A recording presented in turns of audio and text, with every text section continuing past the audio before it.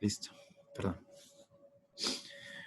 Muy bien. Entonces, bueno, se postuló que hay alteraciones que podrían encontrarse en el locus del gen del tipo estructural que está encargado de la formación de membranas glomerulares y que se encuentra también ocular y coclear y que estas podría determinar la estructura del colágeno de la membrana basal. Ahorita vamos a platicar un poquito de esto. Se sabe que, bueno, de los únicos estudios, o el único estudio que se menciona, o que, bueno, que encontré, fue uno que se reportó en 1981 a 4 familias mexicanas que tenían síndrome de Alport. No eran del mismo estado, eran de diferentes estados y no se relacionaban entre sí. Y entonces se encontró una transmisión que era autosómica dominante.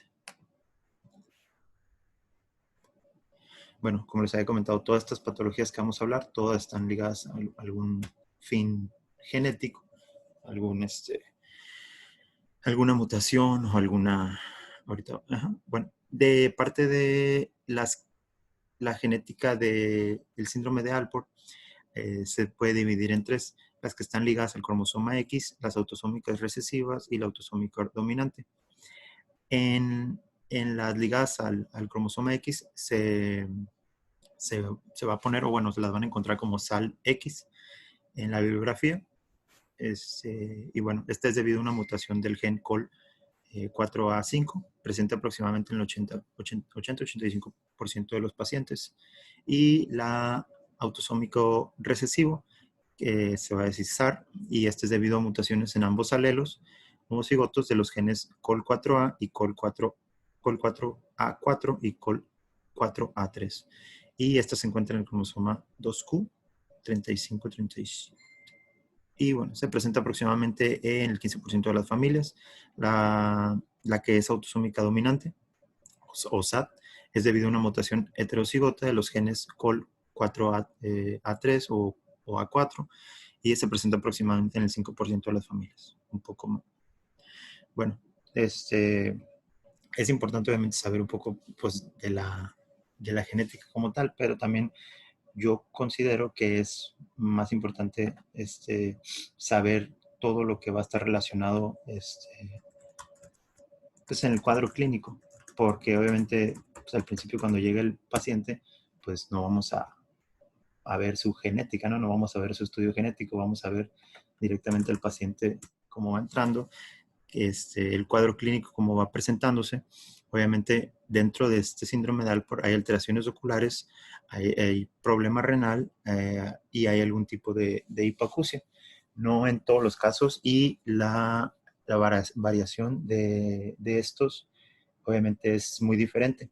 Pueden ser de casos muy leves hasta casos muy, muy graves. Y bueno, como les había comentado, bueno, parte del cuadro clínico vamos a ver todas estas patologías: la nefropatía, los problemas auditivos, los problemas oculares, y se menciona en una parte de la bibliografía la leiomiomatosis, que ahorita vamos a hablar un poquito más de esto. Ok.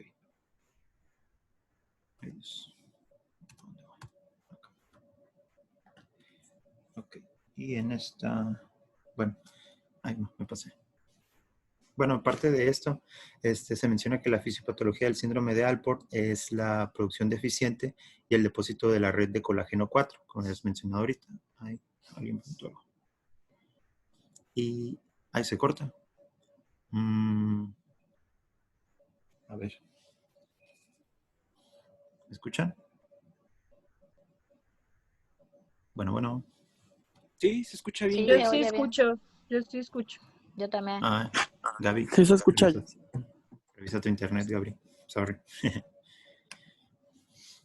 Bueno, de la fisiopatología estamos hablando, que habíamos al inicio con el problema de la colágena 4, que esta va a estar en las membranas basales del glomérulo, va a estar también, se va a encontrar en la cóclea y también se va a encontrar en el ojo. Específicamente en la cóclea va a estar en el oído interno. Las transmisiones autosómicas recesivas, estas se va a deber a las mutaciones que habían mencionado. Y importante mencionar que en comparación con las ligadas al paciente, de los que están ligados al X, los pacientes que son autosómicos dominantes tienen una tasa de progresión más lenta a falla renal y menos probabilidad de tener manifestaciones extrarrenales. Esta es pues, una gran diferencia porque obviamente pues, a nosotros nos interesa a los que vayan a tener problemas de índole auditiva. ¿Qué más? Bueno, ay Dios. Bueno, dentro de la nefropatía, pues es un mundo, ¿no? Pero de lo más relevante está la hematuria, la cual puede ser macro o microscópica. Pues es el síntoma más importante de este síndrome.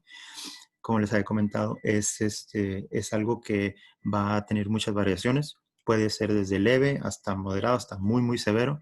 Obviamente los que son muy severos, pues ya tienen un problema renal muy, muy avanzado. En los varones afectados hay hematuria microscópica persistente que comienza en etapas tempranas de la vida. La hematuria microscópica puede ser intermitente en mujeres con portadoras de SALCS y niños pequeños. En casos de autosómico recesivo, la hematuria es persistente, tanto en hombres como en mujeres, y la proteinuria es un hallazgo frecuente en varones, ¿no? Se incrementa con la edad, obviamente, y puede llegar a algún tipo, bueno, pudiendo llegar al tipo nefrótico, perdón. Las mujeres afectadas generalmente no tienen proteinuria, pero este puede ser leve o intermitente.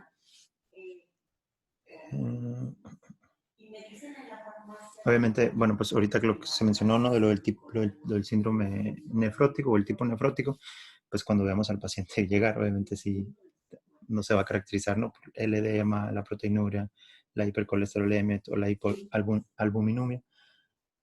albuminemia, perdón. Y bueno, eso es en la parte renal. Y continuamos.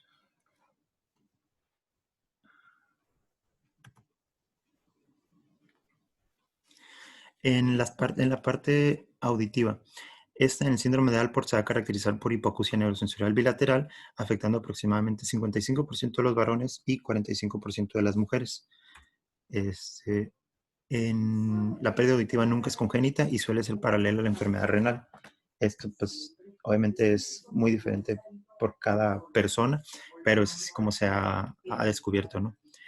En la forma ligada al cromosoma X, generalmente se manifiestan antes de los 10 años, inicialmente con disminución de sensibilidad a tonos entre 2000 y 8000 Hz, y el déficit va progresando a otras frecuencias. Esto que ligan, obviamente, o lo que acabo de comentar, los dos, el segundo y tercer punto, o sea, van muy de la mano.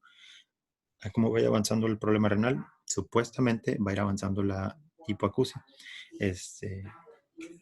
Digo, no hay tanta información sobre el tema. O sea, sí hay información sobre los síndromes, pero no cómo se liga uno del otro con la hipoacusia. Se menciona muy, muy poco. En las mujeres portadoras, el defecto auditivo puede ser detectado solo por audiometría, ¿no? Y bueno, dentro de los defectos oculares también va a haber defectos en el lente, en la retina y en la córnea, desde un 15 hasta un 30%. El lenticono anterior es una protrusión en el aspecto anterior del lente por una acumulación anormal de colágeno y no está presente en el nacimiento, pero aparece en la segunda o tercera década de la vida, en el 90% de los casos. En la microscopía electrónica se observa adelgazamiento de la lámina basal con destrucciones de la membrana.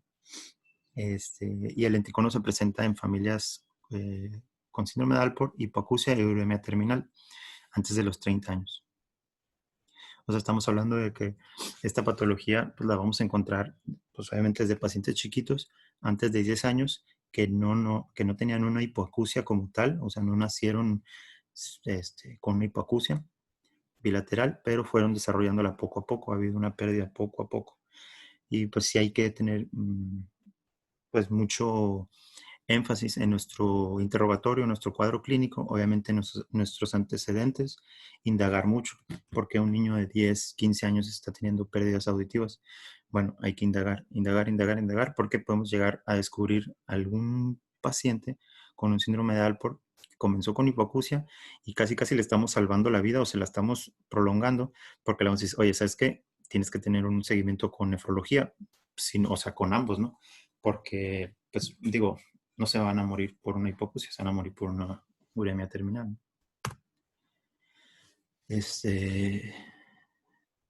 Dentro de esto se menciona que el 5% pueden cursar con una leiomiomatosis. Esta existe su forma ligada al cromosoma X, en donde hay lesiones del COL4A5 y el A6. Estas además tienen la nefritis, hipoacusia, afección ocular y se presentan generalmente como cataratas subcapsulares, leiomiomatosis del esófago, que puede ocasionar dolor retroesternal o epigástrico. Puede ocasionar disfagia, que esto es muy importante para nosotros, el vómito postprandial y o leiomiomatosis. En el árbol traqueobroncal, que se manifiesta como bronquitis recurrente. También es importante mencionar, también en un artículo, bueno, en donde saqué la mayoría de la información, sí mencionan que estos pacientes pueden llegar a cursar con infecciones de vías respiratorias altas de meses, o sea, que se puede confundir con alergias, que se puede confundir con otros cuadros clínicos, pero que en realidad es parte de todo el síndrome que engloba el síndrome de Alport. Y bueno, también se puede presentar disnea estridor. Y las mujeres afectadas pueden tener leiomiomas genitales e hipertrofia de clítoris.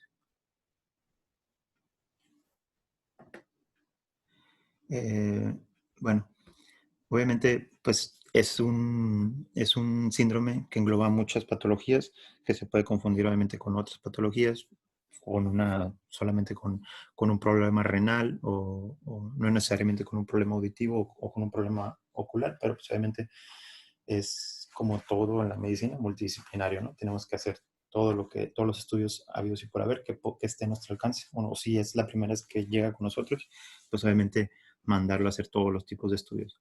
Desde la audiometría, obviamente, el estudio genético. eh, Se dice que parte como es muy grande,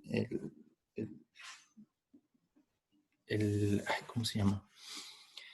Es de gran tamaño, perdón, los genes de la colágena 4, que hay alrededor de 50, y obviamente la distribución de este gen o de las mutaciones va a ser aleatoria, va a ser diferente. Obviamente es muy caro, o sea, muy caro y muy tardado, las dos. Entonces, por eso, a veces, al menos en este síndrome, se prefiere hacer el diagnóstico con la expresión de las cadenas de colágena tipo 4 en la piel.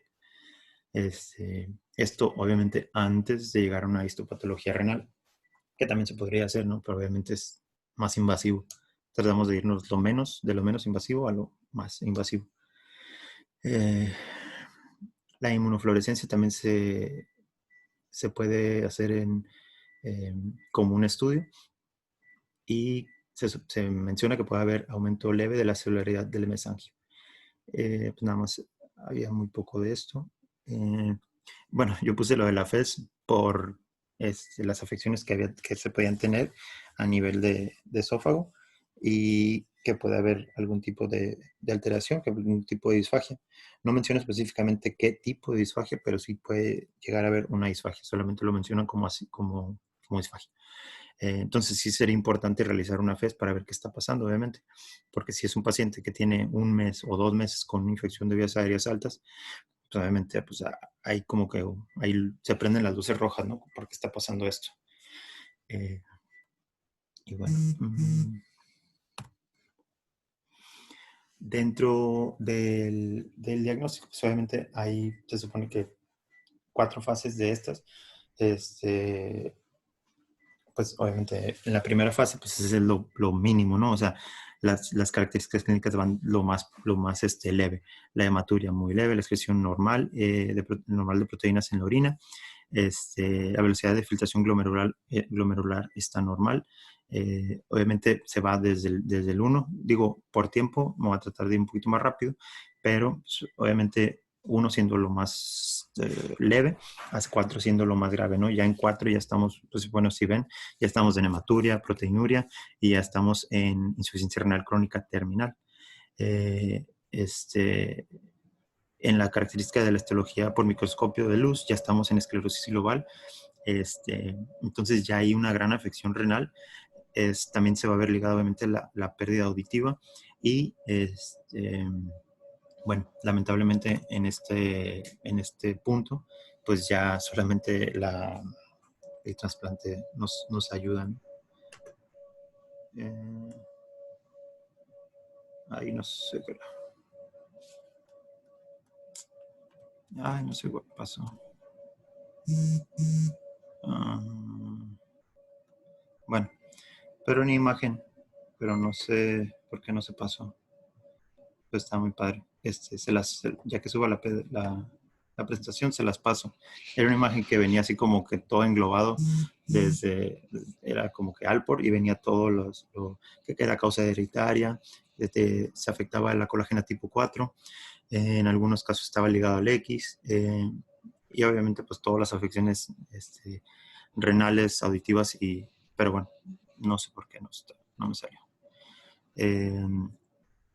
El tratamiento no existen estudios clínicos aleatorizados de tratamiento de la nefropatía. El tratamiento óptimo de los pacientes pediátricos con uremia terminal es el trasplante renal, lamentablemente. Dentro de otros tratamientos que puedes dar, obviamente cuando ya hay nefropatía, pues son los YECA, que pueden prolongar un poquito más. Son nefroprotectores, la ciclosporina y la espironolactona. El pronóstico está mal esa diapositiva, perdón, pero el pronóstico pues obviamente es muy malo. Como tal, pues como no existe una cura como tal para este síndrome, pues sí es muy malo. De pronóstico, bueno, se reportó un estudio de 195 familias europeas con mutación del COL4A5 y tenían probabilidad de desarrollar insuficiencia renal terminal e hipoacusia antes de los 40, aproximadamente 15%. Entonces sí es un alto porcentaje de pacientes que no van a pasar de 40. Y obviamente pues no van a ser años fáciles, o sea, ya con una insuficiencia renal terminal, pues está muy, muy difícil, a menos que encuentres un donador. Y de estos pacientes se mencionaba que el riesgo de progresar a una uremia terminal se incrementó pues, notablemente, casi el doble, el triple, hacia los 60 años. Entonces, pues sí, está muy, muy, muy difícil este síndrome de Alport.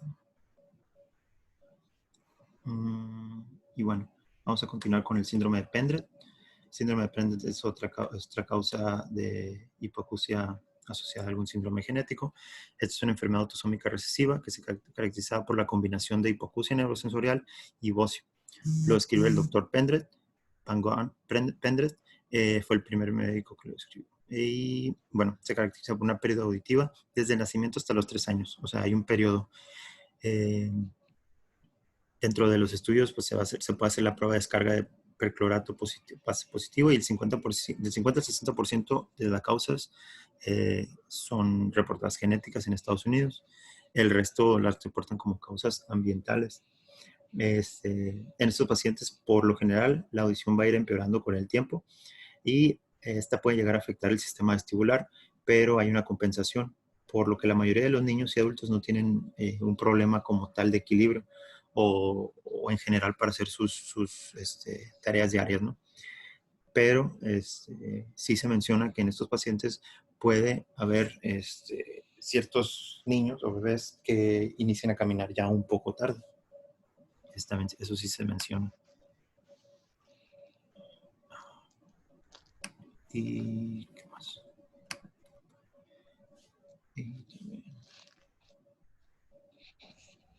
Se menciona también que esto también puede manifestarse pues, a lo largo de la infancia, no necesariamente en los primeros 3 años, y pues, puede ser la causante, o se menciona que es causante del 10% de todas las hipoacusias hereditarias. La incidencia como tal va de 7 a 10 casos por cada 10,000 nacidos. Bueno, esto es en Estados Unidos, ¿no? Y es el segundo de tipo más común de hipoacusia sindrómica autosómica recesiva. Se suele establecer en la pubertad, con predominio en mujeres, como el resto de las enfermedades tiroideas. Dentro del ámbito pues, genético, ¿no? Este gen, el gen PDS o Pendred Syndrome, así lo mencionan, que codifica una proteína denominada pendrina.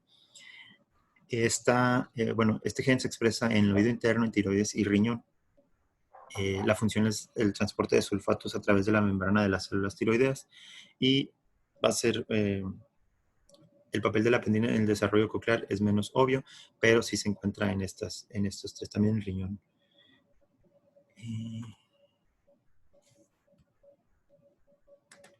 Y bueno, dentro del cuadro clínico, pues es muy, muy grande, ¿no? Lo que puede pasar, son muchas cosas, pero en general, pues vamos a hablar de oído interno, glándulas tiroideas, riñones y epitelio bronquial.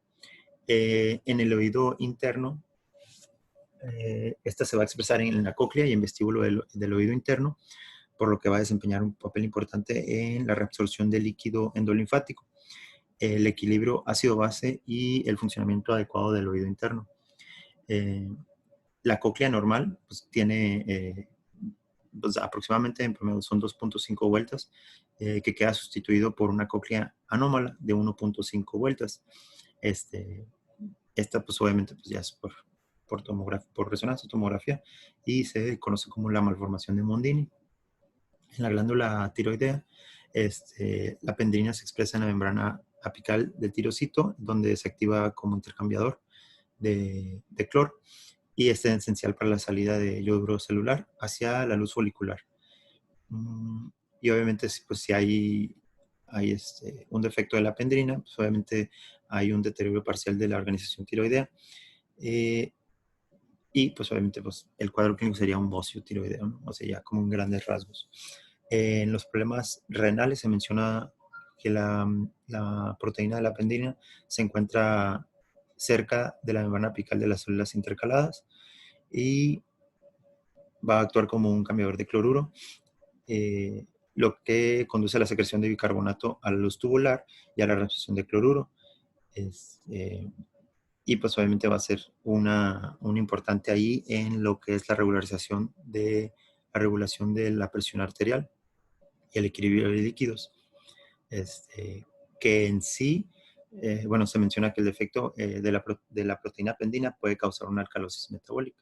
Eso sería más adelante, ¿no? No en las primeras etapas de la vida.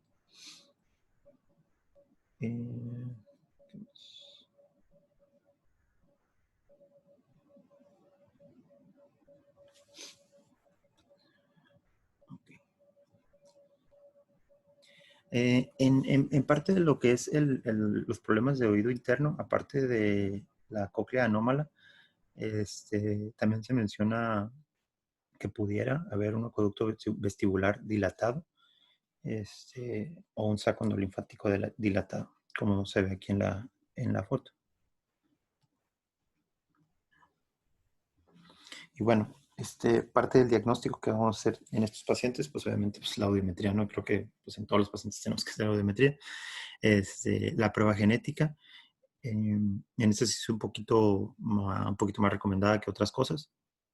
La prueba de descarga de perclorato y la tomografía o la resonancia, la que tengamos a la mano, ¿no? Pero sí, en la tomografía sí podemos ver la dilatación la dilatación que tenemos acá del acueducto vestibular o del saco endolinfático, o se puede apreciar la 1,5 vueltas de la cóclea, que no es lo normal, que sería la malformación de Mondini. Y también, ¿qué más? Esta es otra imagen más, igual esta imagen es específicamente de la malformación de Mondini en la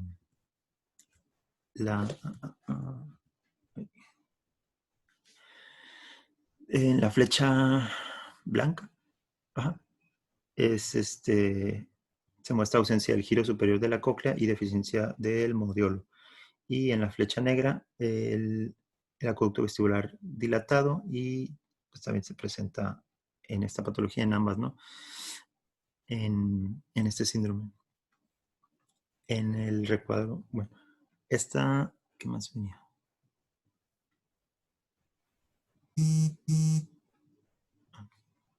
Ay, nada más era eso, lo de la flecha blanca y la flecha negra.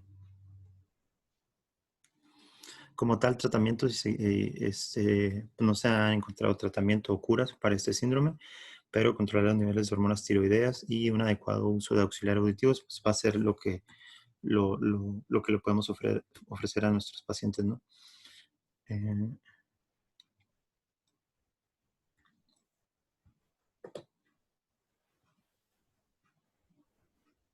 Ok. Vamos a continuar. Pone el síndrome de Stickler. Este es otro síndrome que puede ser causa de una hipoacusia hereditaria. Son trastornos hereditarios autosómicos, la mayoría de las veces dominante. Se describe en 1965 por Gunnar Stickler y la describe como una artrooftalmopatía hereditaria progresiva. Ahorita vamos a ver por qué. Aproximadamente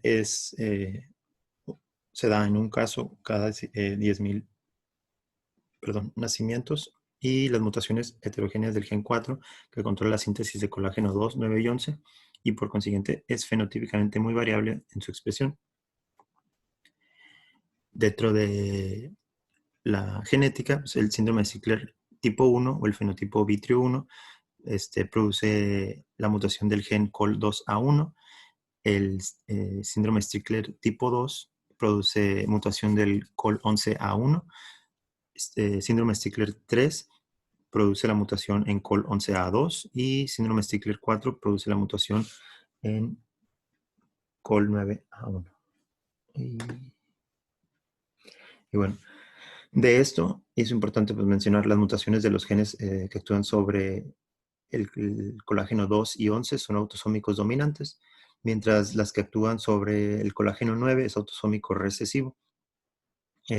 Habíamos mencionado que las más frecuentes pues, son las dominantes, por lo que todos los miembros de la familia de un paciente diagnosticado con síndrome de Stickler pues deben ser estudiados, ¿no?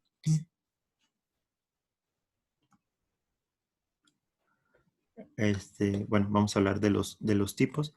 El tipo 1 es la más frecuente, aproximadamente el 75% de las veces de los diagnósticos. Ay, Dios. Y causa un síndrome de Stickler completo. Cursa con manifestaciones oculares, craneofaciales, audiológicas y articulares, y desde el punto de vista oftalmológico se caracteriza por la persistencia de un gel residual inmediato detrás del cristalino y rodeado por una membrana festoneada. En el tipo 2 es mucho menos frecuente que el anterior y cursa con un síndrome de Stickler completo. Si bien la artropatía no es necesariamente presente, desde el punto de vista oftalmológico se caracteriza por presentar en el humor vitro fibras que parecen avalarios. En el tipo 3 causa un síndrome que afecta las articulaciones y a los oídos sin afectar los ojos.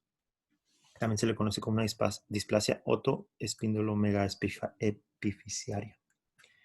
Y,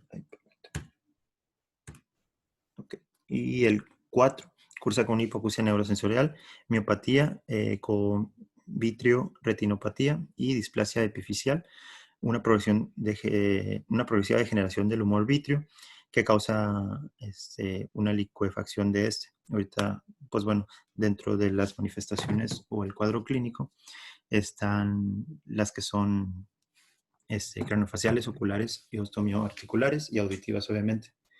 Dentro de las manifestaciones craneofaciales, podemos encontrar desde cara plana, que es muy frecuente, con puente nasal ancho, y también se puede encontrar el filtro muy largo, retrognatia, micrognatia, paladar hendido submucoso, úvula bífida, paladar corto, también anomalías del esmalte, entre otras manifestaciones, ¿no? Serían las más comunes. En las manifestaciones oculares puede haber cataratas precoz, incluso congénitas, pueden ser frecuentes, y la miopatía temprana es muy frecuente, de -2 o más dioptrías, siendo vital que supere las -6 e incluso las -8 dioptrías.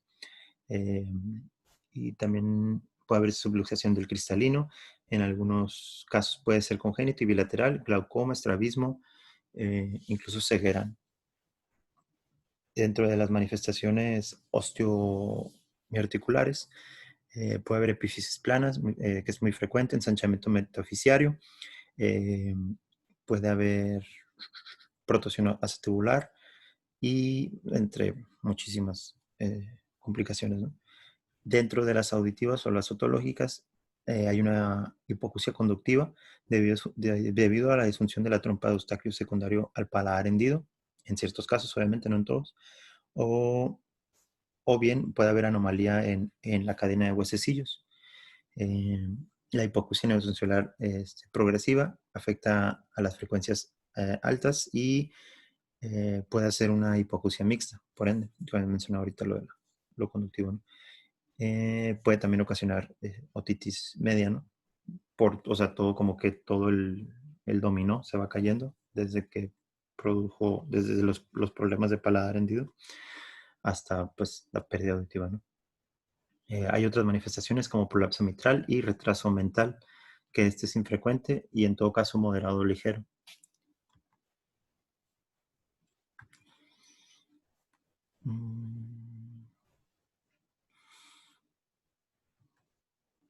Y bueno, del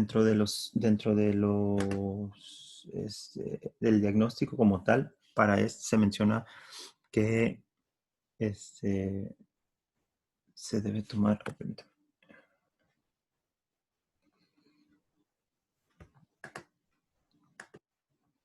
Se me fue una. Permítame.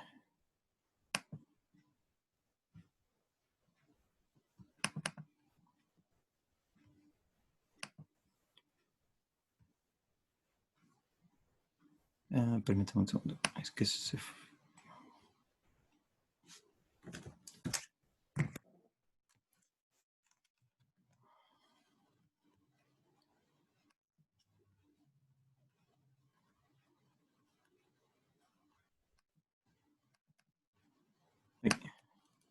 Listo. Perdón. No sé qué pasó, pero perdí una diapo que le seguía a esa. Pero bueno, donde todos estos, los criterios de diagnóstico, pues obviamente nos vamos a ir desde todos, ¿no? Tenemos que clasificar si hay un problema orofacial, ocular, auditivo, esquelético, si hay historial de datos de familiares y pues obviamente para un diagnóstico como tal, pues tiene que haber 5 o más puntos de estos mencionados. A su izquierda está el 1 o 2 puntos que se le da y pues tiene que haber al menos 5, ¿no? Al menos una manifestación mayor que te da 2 puntos y ausencia de manifestaciones sugestivas de una más grave displasia esquelética o de otro síndrome. Obviamente, pues aquí ya se mencionan pues muchísimas patologías que pueden estar, o sea, ya está como que pues ya casi todo puede ser, ¿no? Pero pues obviamente tenemos que tratar de diferenciar, y obviamente pues estos pacientes pues sí, ahí se la pasan en el hospital, yo creo, porque pues, o sea, los tratamientos son obviamente quirúrgicos en todos los problemas que pueden tener relacionados con ortopedia. En caso de no haber tratamiento como tal, pues tiene que haber un tratamiento sintomático, el tratamiento con odontología, donde puede haber todos los problemas orofaciales, oftalmología, obviamente, cardiología y audiología.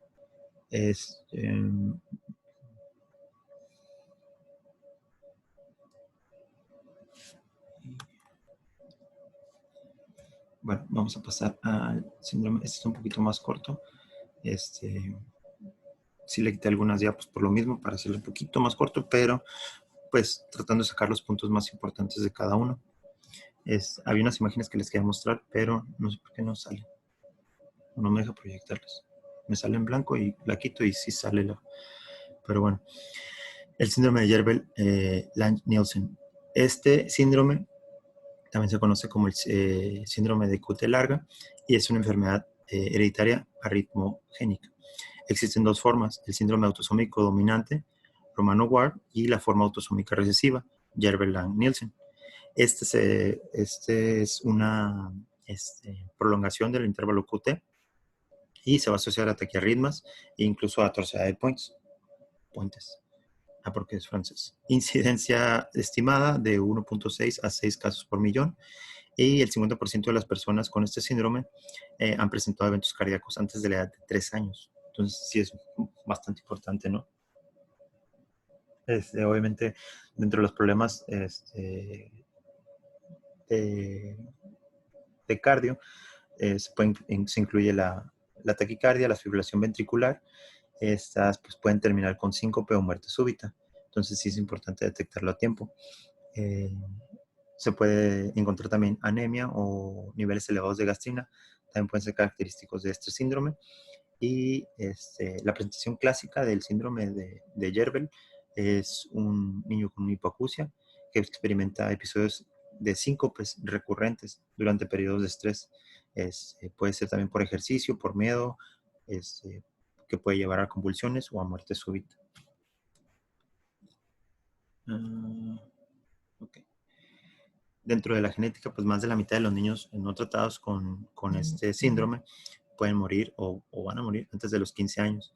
Las mutaciones heterocigotas u homocigotas en los genes KCNQ1 y KCNE1, genes que codifican para canales de sodio-potasio. Dentro del cuadro clínico que padecen estos pacientes, pues es pues como lo menciona, ¿no? El síndrome de QT largo, que se debe ser considerado como posible diagnóstico en niños y adultos jóvenes como síncope de origen desconocido, arritmia ventricular y convulsiones no febriles, especialmente durante esfuerzo físico o agitación emocional. E incluso creo que también menciona en pacientes que están nadando, que puede desarrollarse este tipo de eventos.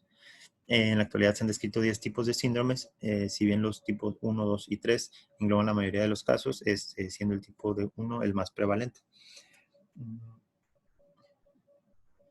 Los pacientes en este síndrome pueden llegar a presentar una hipoacusia neurosensorial profunda o severa profunda, y que es pues, lo que nos importaría a nosotros, ¿no? Y bueno, la deficiencia en el oído está limitada a la cóclea y existe una marcada atrofia de la estrella vascular, colapso de los comportamientos endolinfáticos y degeneración completa del órgano de Corti en algunos casos. No existe disfunción vestibular y la estructura coclear es normal. Algunos casos de síndrome de Jervell pueden ser asintomáticos, por lo que es importante tenerlo en cuenta ante el diagnóstico de una hipoacusia neurosensorial profunda en pacientes con resultados anormales en el electroencefalograma. Casi es como, pues, agua pasa por mi casa, ¿no? O sea, tienes un niño con una hipoacusia neurosensorial profunda y está teniendo episodios de síncope o está teniendo, tiene algún electroencefalograma anormal, pues ya tenemos que sospechar en esto y obviamente volvemos, casi le estamos salvando la vida o le estamos prolongando la vida si se le da un tratamiento a tiempo o un seguimiento adecuado. Puede tener el ritmo cardíaco lento, intervalo de QT prolongado, pues, obviamente, y una arritmia ventricular. Dentro de esto, bueno, ahorita como hemos comentado, hay muchos subtipos del síndrome de QT largo, los que nos importan a nosotros y son, bueno, lo que es el síndrome de QT largo, hay 10 tipos, ¿no? El síndrome llamado como tal Jervell-Lange-Nielsen corresponde a la variedad 1 y 4, 1 y 5, perdón. De esas son las que vamos a hablar, no vamos a hablar de todas. Los pacientes, pues, como he mencionado, con la hipoacusia, ¿no? En el síndrome del QT largo tipo 1, los pacientes presentan episodios de arritmia ventricular al realizar ejercicio o estimular el simpático. Bueno, aquí se menciona la natación, se ha descrito como un deporte disparador de arritmias en este síndrome, el tipo 1. Es el subtipo más frecuente y explica el 30 al 35% de los casos. El gen afectado es el mencionado y se localiza en el cromosoma 11. Esta codifica la subunidad alfa del canal de potasio. Y el potencial de acción se prolonga por una disminución de la corriente saliente de potasio durante la fase 3 del potencial de acción que causa el QT largo. El síndrome del QT largo tipo 5 está condicionado por cambios de secuencia en el gen KCN1 y se localizado en el cromosoma 21. Estos son un poquito más específicos, obviamente, a diferencia de las otras que habían mencionado previamente, que son un poquito más difíciles de diagnosticar.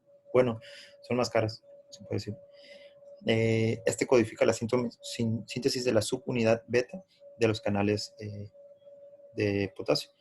Y conocida también como subunidad MIC, que regula el canal de potasio. Y esto explica al 1% de los casos, ya poco menos frecuente. Aquí en esta tabla están todos los demás variaciones, se puede decir, del síndrome de Cute largo o Jervell. Obviamente, como tal, pues el diagnóstico, como todas las demás, si nos sale barato, si nos sale accesible, pues obviamente es enviar a genética, ¿no? Ellos ya sabrán qué tipo de estudios le pueden realizar y a dónde lo pueden referir. Pues son patologías, pues, muy complicadas. Digo, sí entiendo que obviamente tenemos que apoyarlo al paciente por su hipoacusia, pero también tenemos que tener en consideración que son pacientes que pueden tener otros problemas más grandes o cosas por las que se deben de preocupar un poquito más antes de lo auditivo. Obviamente, si es un paciente con síndrome de Jervell, pues obviamente es primero cardio y luego ya que estés bien, pues con nosotros, ¿no?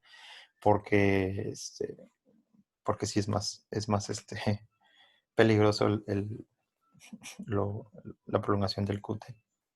Obviamente dentro de los tratamientos, pues obviamente primero cardiología, bueno, a mi parecer, primero cardiología, obviamente los demás familiares del paciente con síndrome deben ser examinados por el mismo cardio, por lo mismo. Y eso sí debe ser importante mencionarlo en la consulta, porque no solo, bueno, pues el niño lo heredó, entonces tenemos que ver quién más lo tiene o quién más lo puede tener, incluso pues, los hermanos, pues, tenemos que ver, ¿no? Aunque tengan la audición normal, no importa, tenemos que descartar que no sea el síndrome de Jervell o el síndrome de Cute largo. Dentro de este, pues, bueno, bueno, sí, tratamientos, no curas. El tratamiento se menciona que se puede ir hasta de un implante desfibrilador, es lo que se menciona en la literatura. Eh, y obviamente, o como hemos comentado ahorita, pues es muy alto el porcentaje de pacientes que pueden tener algún tipo de arritmia o o síncope, muy, muy, muy alto. Entonces, pues, sí es un caso complicado y el pronóstico, pues obviamente no es bueno. Si hay tratamiento, reduce, ay Dios, si hay tratamiento, reduce la probabilidad de muerte, pero obviamente no es lo completo. ¿Qué más? Pues nada más, de este caso, pues sí era lo importante, ¿no? Que se mencionaba el tratamiento con beta bloqueadores, que nada más ayuda a prolongar un poquito el, la, la muerte por algún tipo de infarto. Y, y creo que ya. ¿Alguna pregunta? Hola, hola. Bueno, yo tengo un Ah, paciente con con QT hierba. largo, Ajá. ajá, pero yo lo empecé a tratar a la par con cardiología, o sea, allá, o sea, en cardiología y nosotros.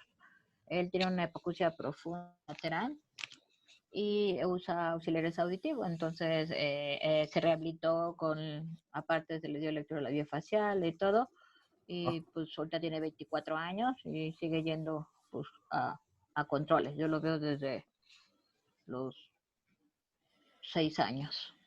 órale, sí, Y sí. Ujú. Alpor tuve como 3 pacientes. La importancia ahí de Alpor es siempre preguntar, sobre todo en los chiquititos, si Ok. tienen,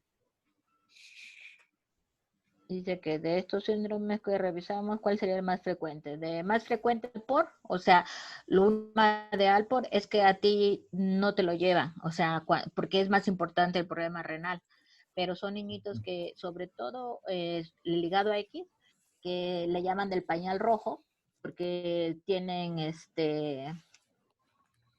ay, ¿cómo se dice? Hematuria.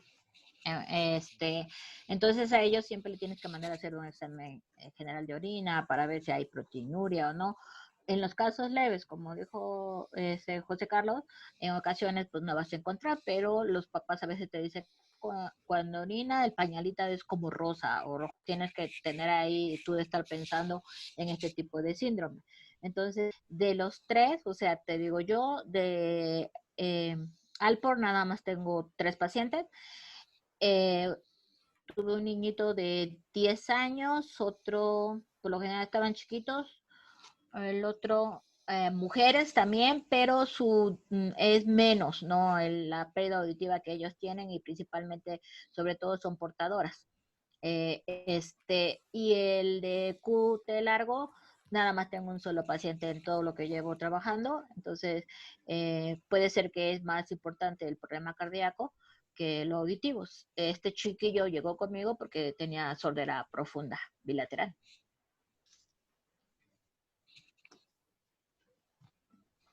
No sé si Gracias, tienen doctora. alguna otra pregunta. También es importante pues la adaptación, el mandarlo a terapia, la lectura labiofacial, lenguaje designado, dependiendo del grado de sordera, dependiendo de la edad del paciente, porque si a ustedes les llega a los 6 años que no habla con una sordera profunda, pues no vamos a querer que a fuerza hable, ¿no? Lo van a tener que mandar para lenguaje designado. ¿Sí? Entonces aquí va a depender la edad que te llegue al niño, lo que tenga, y el tipo de síndrome. Por lo general se ve, no nada más se queda contigo, o sea, dependiendo de todo el panorama, todo lo que tiene, pues se tiene que mandar a genética, sobre todo para el asesoramiento genético, ¿no?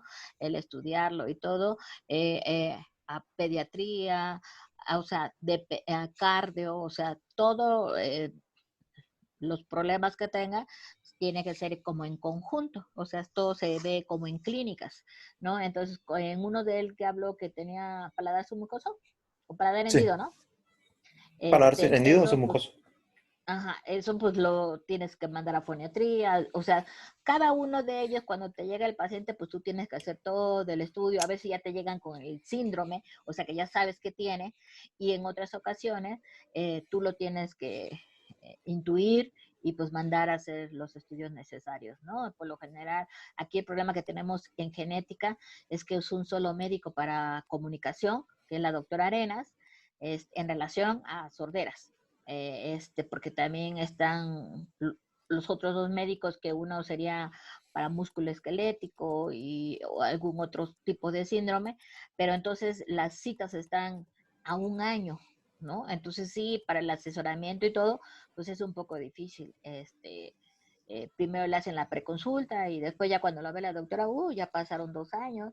Entonces sí es bien, bien difícil, ¿no? Entonces hay ocasiones que vienen pacientes que ya vienen del seguro, del ISSSTE, y ya saben qué es lo que traen, o a veces traen el papelito, como el niño de QT largo, él ya traía el síndrome, o sea, ya traía, ya venía así, tiene tal patología y todo. De todos modos, conmigo ingresó y lo ven varios médicos ahí en el instituto.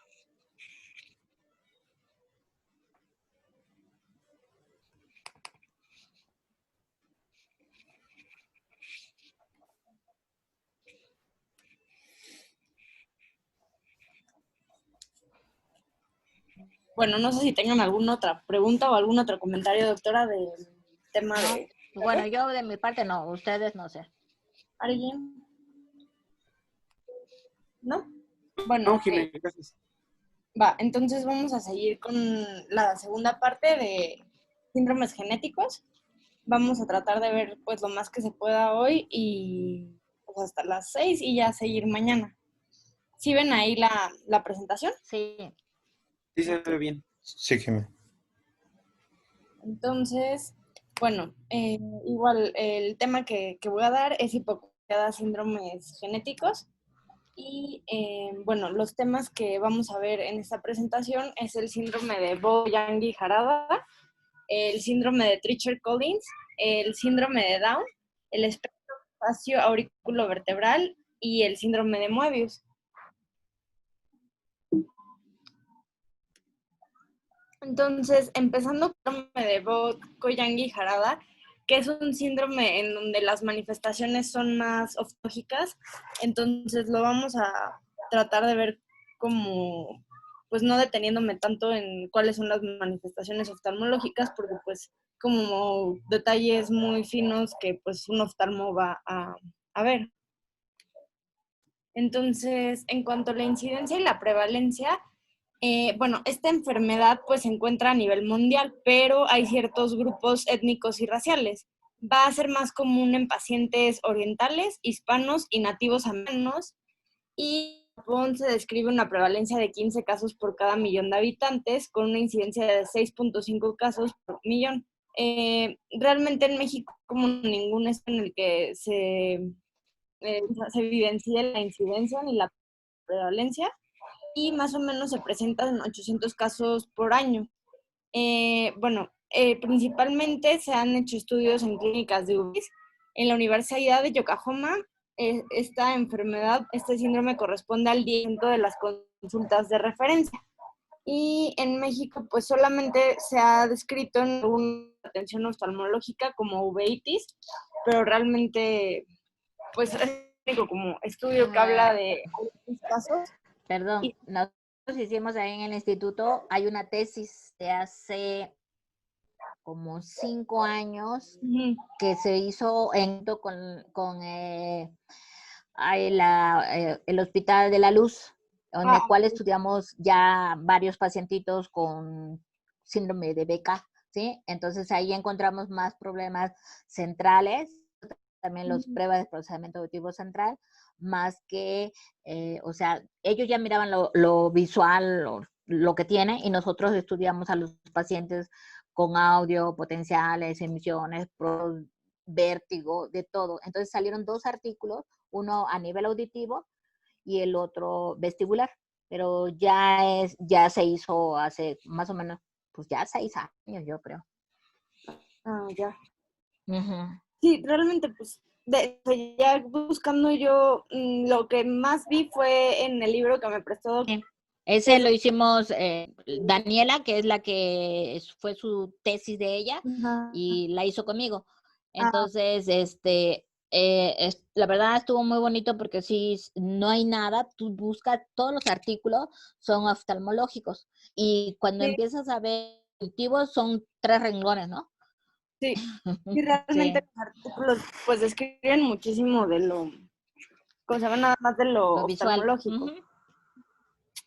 Sí. De hecho, este dato es del libro que me prestó, que sí. corresponde al 6.4% de los casos de uveitis que se atendieron en este centro de atención, y se presenta entre una edad de 10 y 63 años, pero pues es más frecuente entre la segunda y la cuarta década de la vida. Va a ser muy, muy raro que se presente en la infancia, y va a afectar a adultos de ambos géneros, pero va a tener un poco más de predilección por las mujeres.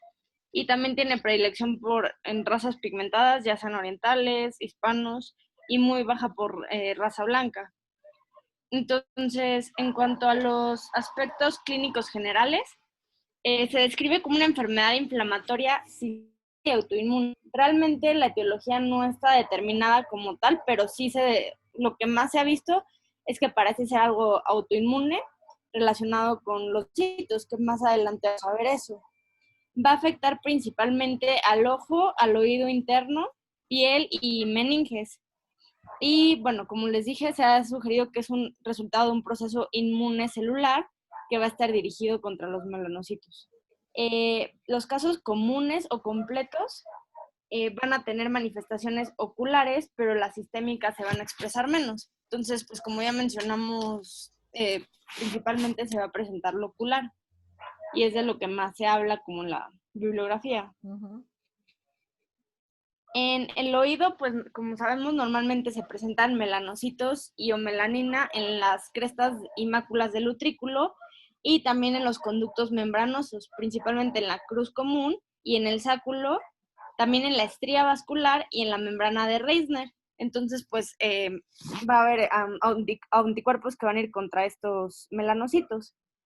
Y este daño celular va a ocasionar alteraciones en la fisiología otovestibular, y también va a ser importante, aquí se refería a la función de la microcirculación del oído interno, y la elaboración de la endolinfa se va a ver afectada, y entonces, por lo tanto, se va a alterar la fisiología de lo que es el oído interno. Y principalmente se va a dividir en 4 etapas, que es la prodrómica, la uveítica aguda, la de convalescencia y la de recurrencia. Entonces, la prodrómica, pues la verdad es que realmente es como un cuadro gripal, o sea, es algo muy subjetivo, es difícil pensar en eso cuando lo presentan los pacientes. Va a durar desde días a semanas, durando generalmente máximo una semana. Entonces va a ser como un cuadro pseudogripal, van a tener fiebre, cefalea, náusea o dolor orbitario, y en este momento pueden tener acúfeno y menos frecuentemente algunas manifestaciones psíquicas. Entonces, pues realmente en ese momento es de realizar el diagnóstico y uno de esta fase prodrómica, que como les dije puede durar generalmente una semana, comienza la uveítica aguda. Esta puede durar 2 a 3 meses y aquí es cuando presentaciones oftalmológicas, uveitis bilateral, puede afectarse primero un ojo y posteriormente a ser bilateral, pero generalmente sí llega a ser bilateral. Hay una aparición súbita de la visión borrosa, fotofobia y también los pacientes refieren dolor ocular. En un momento puede acompañarse de disacusia y meningismo. Realmente aquí no me voy a detener tanto porque es como algo más oftalmológico para poder avanzar en la parte que pues, nos compete, que sería lo audiológico, pero va a afectar el polo posterior. Generalmente va a haber un edema de papila, puede haber un desprendimiento de la retina, puede llegar al polo anterior y va a haber algunos nódulos en el borde y va a aumentar la presión intraocular. Si la inflamación ocular es muy fuerte, va a manifestar en ese momento una hipoacusia central. O sea, se ha visto una correlación de que cuando ya hay una inflamación ocular muy alta, ya empiezan a tener hipoacusia central y generalmente en estos pacientes se van a afectar las frecuencias altas. También van a tener algunos trastornos endocrinológicos porque va a haber una inflamación hipotalámica, como puede ser amenorrea, disfunción de hipófisis, diabetes insípida, hiperglucemia e hipocolesterolemia. Los síntomas se pueden llegar a confundir con hipertensión intracranial. Y posteriormente tenemos la de convalescencia, que es después de unos 3 meses de la fase aguda. Y en esta fase va a ser más cutáneo. Se refiere poliosis, que ahorita vamos a ver lo que es. La alopecia, vitiligo, que en algunas ocasiones se puede con distribución neural. Pueden tener sus pacientes parestesias y discias. Esto va a afectar principalmente cara, cuello, tronco y párpados. Y bueno, como ven, pues también aquí sigue predominando lo ocular. Hay una despigmentación UV agresiva, tiene coloración roja anaranjada, que es el sunset fundus. O sea, realmente pues se ve naranja el fondo de la pupila, pero pues realmente como ya les dije, pues esto lo va a ver el oftalmólogo. Y pueden tener algunas alteraciones del epitelio pigmento de la retina. Como les describí, pues pueden tener poliosis, que son como estas manchas blancas del pelo. También pueden tener alopecia o vitiligo. Y finalmente tenemos la fase de recurrencia, que van a durar hasta años y van a interrumpir la fase de convalescencia. No se encuentra presente en los pacientes y, bueno, hay episodios de uveitis anterior granulomatosa que son resistentes al tratamiento. Suelen también aparecer nódulos del iris. Puede tener complicaciones crónicas que ya sean cataratas, glaucoma, edema macular, neovascularización coroidea, papilar y la membrana neovascular subtiniana. Entonces, como podemos ver, realmente el diagnóstico va puramente clínico. O sea, y principalmente, pues, el que lo llega a diagnosticar es, pues, más que nada el oftalmólogo. Entonces, este es como el resumen de lo que se puede presentar en cuanto a oftalmológicamente, que es una panuveitis de ambos ojos con iridociclitis. Va a haber un desprendimiento de la retina, un edema difuso de la coroides y una hiperemia de la papila. Ahora, las neurológicas puede haber cefalea, rigidez de nuca, meningismo, confusión mental, corea y pueden tener tanto neuropatía de nervios craneales como periférica y autonómica. una pérdida del gusto y del olfato, ataxia cerebelar, mielopatía, demencia y algunos desórdenes de la unión muscular. Y bueno, aquí otra vez les repito las dermatológicas: la alopecia, hipersensibilidad al tacto en piel y cuero cabelludo, poliosis y vitiligo. En México, los síntomas extraoculares más reportados, también creo que es del libro que me prestó doctora, se refieren más el meningismo en un 77% de los casos, el acúfeno en un 42% y la alopecia en un 35%. Puede llegar a dejar secuelas oftalmológicas en el 35% de los pacientes. Pueden llegar a tener glaucoma, cataratas, atrofia óptica, opacidad corneal y escleritis. Y dentro de secuelas neurológicas pueden llegar a presentar paresia de músculos extraoculares, defectos de vías largas y cambios persistentes en la personalidad, así como psicosis, deterioro cognitivo e incluso pueden presentar afasia. En cuanto a los aspectos audiológicos, se presentan en el 30%. Realmente, pues sí, no es en todos los pacientes, pero pues tampoco es un porcentaje tan bajito.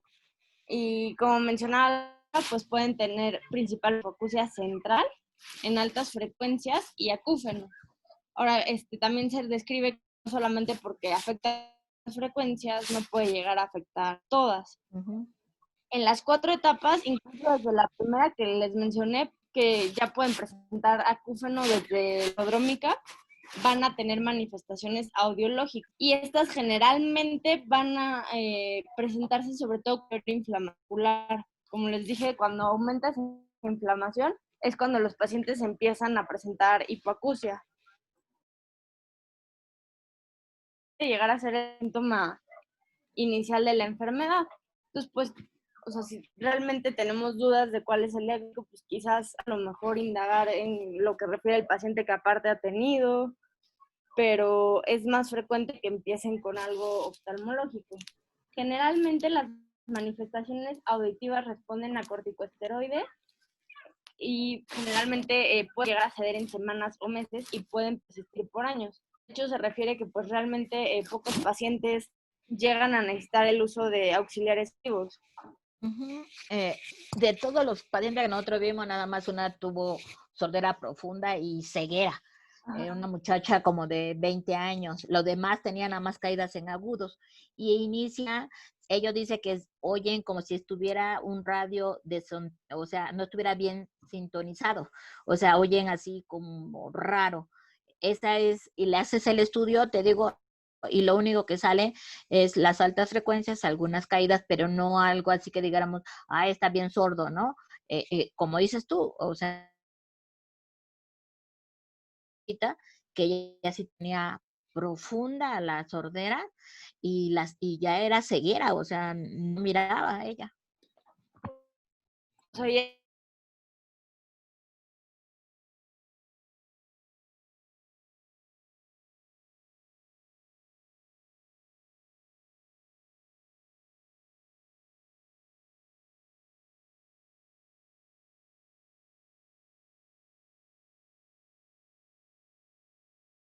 porque cada mes nosotros mandábamos pues, si habían venido y cómo habían salido, y después ya cuando se hizo la publicación, pues se pusieron, primero salió el artículo de ellos en todo lo visual y luego el de nosotros en auditivo y vestibular.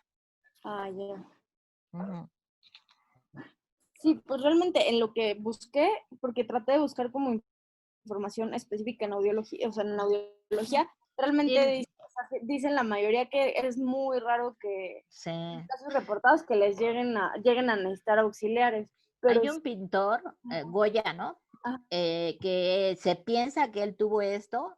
Hay una época en la que él empezó a pintar todo en blanco y negro, así como si fuera todo, ¿no? Porque pensaban que él tuvo este problema y fue primero sus pinturas, la vas a ver que están bien padres de colores y todo, y luego hay una época en la que él también tuvo sordera, acúfeno y pues su problema visual y todas las pinturas están pintadas en blanco y negro. Entonces se piensa que él probablemente tuvo este síndrome. Ya.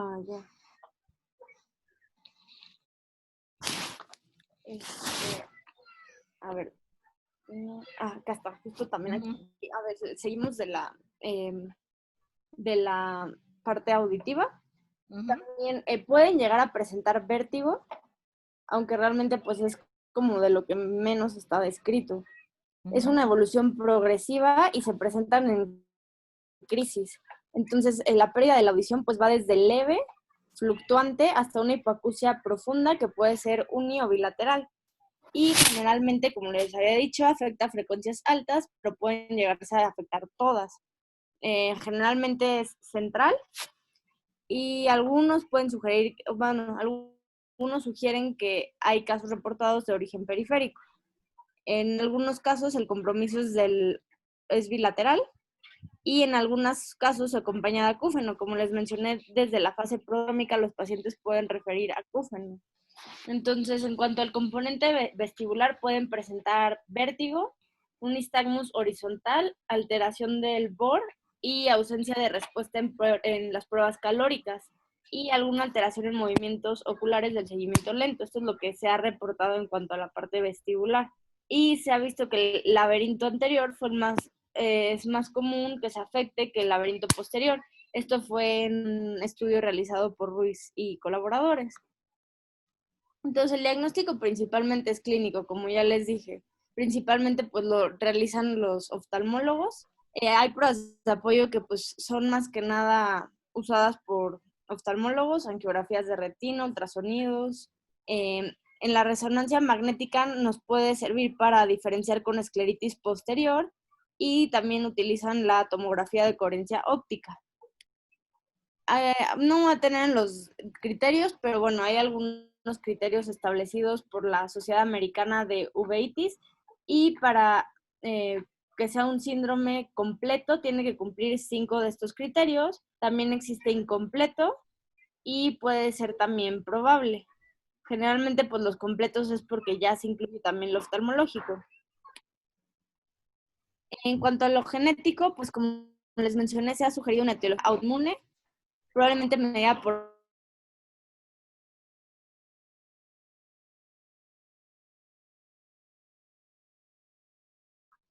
y los linfocitos se van a unir a estos melanocitos y los van a atacar. Se han observado algunos antígenos y proteínas que van a pertenecer a la familia de las tirosinasas que van a atacar a estos melanocitos. Y están, como ya les dije, en pie el sistema nervioso oído interno. También se ha relacionado con la molécula HLA-DRB1 y la HLA-DQB. También algunos estudios han informado asociaciones en gente, bueno, en población mexicana con antígeno HLA-DR4, que se ha visto que los pacientes que son portadores tienen 7.5 veces más probabilidades de desarrollar la enfermedad que alguien que es negativo. Y entre las posibles dianas antigénicas y contra lo que pues, se ha buscado como un posible tratamiento son la tirosinasa y la proteína S100.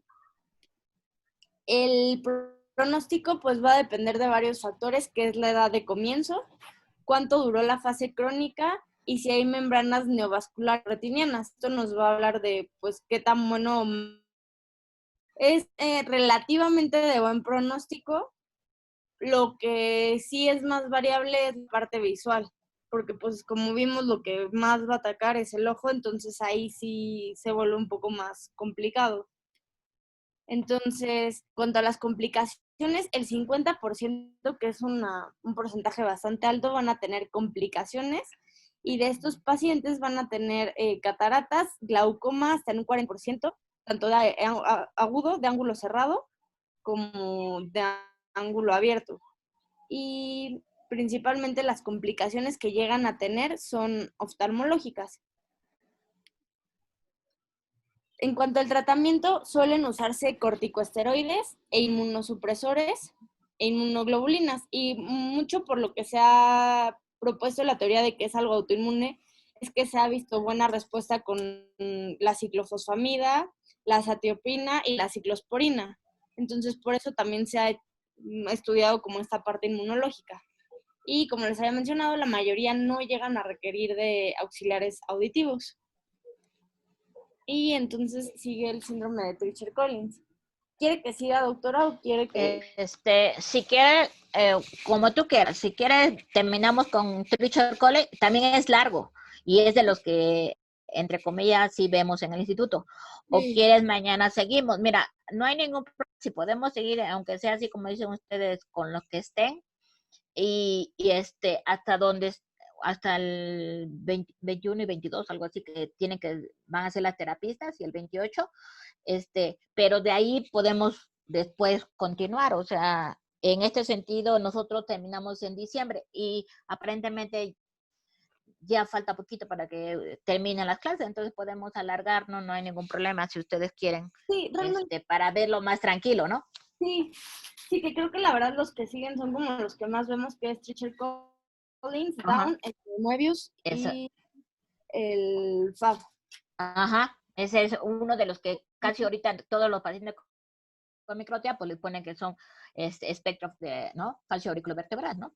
Sí, Ujú. Entonces, si ustedes quieren, para no ya atorrajarnos, pues la dejamos hasta aquí y mañana continuamos con Treacher Colley y los otros temas